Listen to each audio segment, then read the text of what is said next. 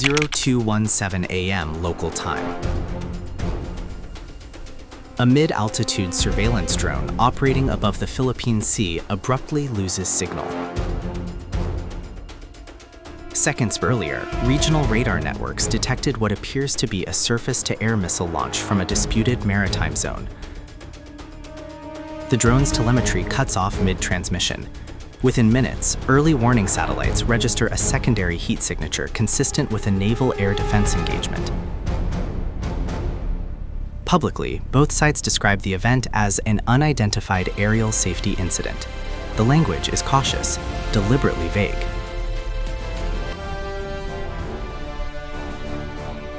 Privately, readiness levels rise. Fleet commanders in the Western Pacific shift from routine patrol posture to contingency protocols. Air defense networks increase scan frequency. Submarines already at sea receive encrypted traffic prioritizing updated rules of engagement. The object destroyed is tactically insignificant, but the context is not. The critical question inside command centers is simple. Was this defensive reflex, accidental escalation, or deliberate signaling? For 6 hours, silence dominates the region. Military hotlines activate, but responses are delayed. Intelligence analysts begin constructing timelines. Political leaders demand attribution assessments. In those early hours, ambiguity becomes the most destabilizing factor. And ambiguity, in crisis theory, is the most dangerous fuel of escalation. Message reads, sector standby, acknowledge, encrypting now.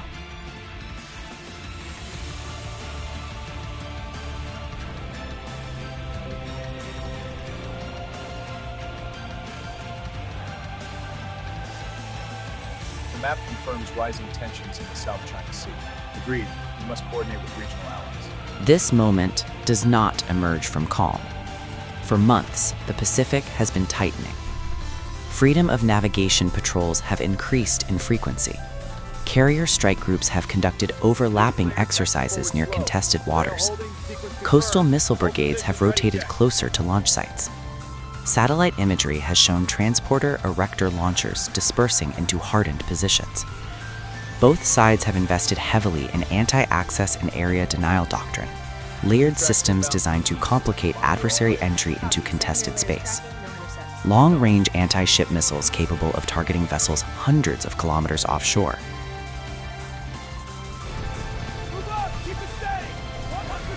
Mobile coastal batteries designed for rapid relocation.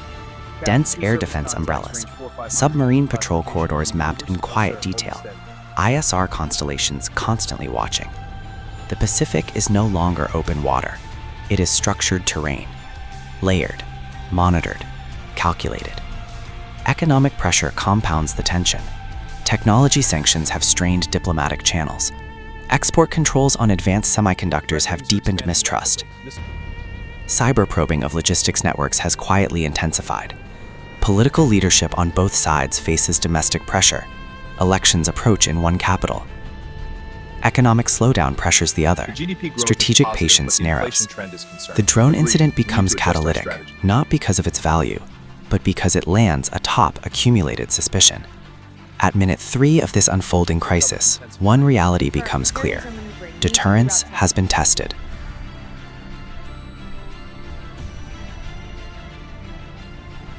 Within 12 hours, a carrier strike group adjusts course toward the contested zone. Officially, the move is described as ensuring maritime stability. Operationally, it signals continuation of air operations. Fighter patrols increase. Aerial refueling tracks extend deeper into the Philippine Sea. Maritime patrol aircraft sweep submarine lanes. The response is measured, but visible. On the opposing coastline, missile brigades transition to heightened alert. Satellite imagery shows launch platforms repositioning. Air defense radars shift from passive monitoring to active scanning. Submarines previously conducting routine patrols begin shadowing maneuvers. Invisible tracking begins. The ocean grows crowded, not with ships in sight, but with vessels detecting each other through sonar and signal intelligence. Diplomatic channels attempt stabilization. Emergency sessions are requested at the United Nations. Public statements remain controlled. No formal accusations, no declarations. But naval rules of engagement are quietly revised. Positioning, not attack. Yet positioning compresses decision time. What once required hours of confirmation may now demand action in minutes. At minute 8 of the timeline, a new threshold is crossed. The destroyer reports fire control radar illumination. A guided missile destroyer conducting escort duty detects targeting radar lock from a coastal battery. No missile is launched. But in naval doctrine, illumination by fire control radar constitutes hostile intent. Electronic countermeasures activate. The vessel alters course. Air assets adjust patrol altitude. The incident lasts 90 seconds. It is enough. Classified contingency plans shift from dormant to active review. Simultaneously, cyber activity intensifies. Logistics networks experience disruption. Port management systems slow. Satellite communications flicker intermittently. The effects are reversible, calibrated even, restrained, but unmistakable. Both sides appear to be demonstrating capability without crossing the threshold of irreversible damage. Strategic messaging through controlled interference. Regional allies are drawn into consultations. Air bases in Japan and Guam elevate readiness levels. Missile defense systems power to operational calibration. Commercial insurers reassess maritime risk premiums.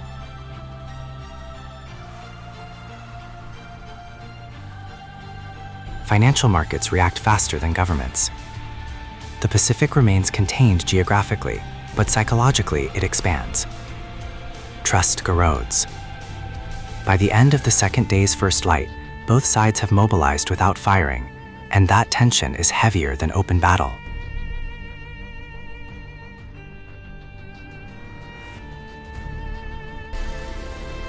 At hour 48, miscalculation intervenes.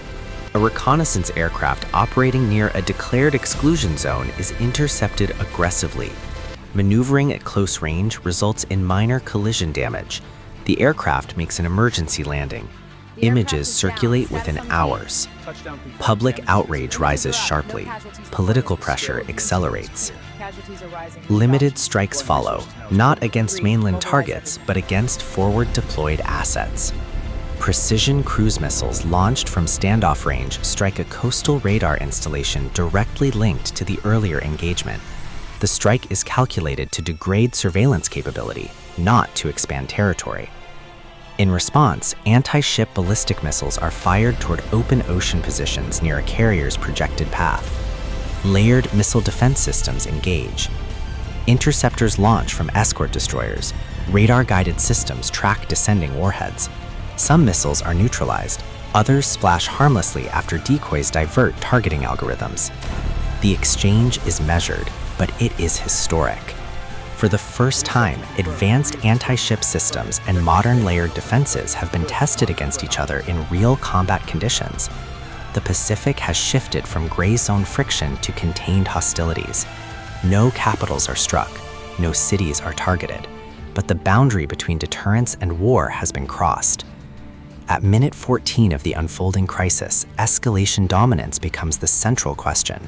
Who controls the ladder from here? The consequences move beyond the battlefield. Oil prices surge as commercial shipping reroutes away from contested waters. Semiconductor manufacturing pauses as regional supply chains halt. Global markets enter volatility cycles. NATO convenes emergency consultations. Southeast Asian states pursue mediation efforts while reinforcing defensive posture quietly. Cyber disruptions spread beyond military networks, affecting financial institutions and transportation scheduling systems. Attribution remains deliberately ambiguous. The war is geographically concentrated. Its impact is not. Each capital now calculates not only military outcomes, but alliance credibility, domestic stability, and economic resilience. Sustained high-intensity operations would deplete precision munition stockpiles within weeks. Submarine commanders report increasingly hazardous proximity operations. Escalation dominance theory becomes more than academic. At hour 60, intelligence reports preparation of long-range strike assets capable of targeting mainland infrastructure. Crossing that threshold would redefine the conflict entirely. Back-channel negotiations intensify. A pause window emerges, not from goodwill, but from recognition of risk. Limited ceasefire proposals surface, tied to withdrawal distances and surveillance transparency mechanisms. The turning point is not victory, it is realization.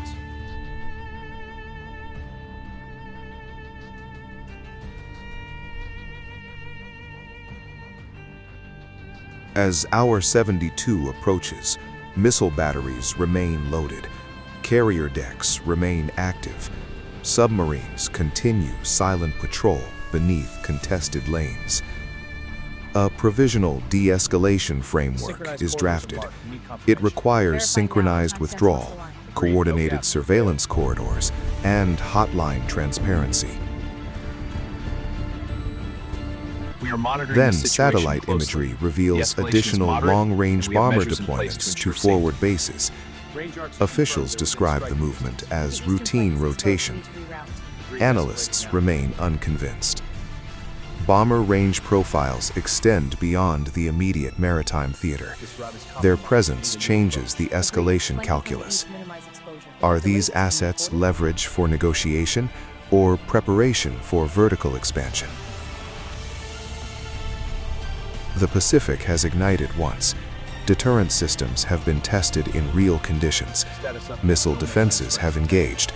Strike doctrines have been activated. But the decisive threshold, mainland strike, remains uncrossed. For now.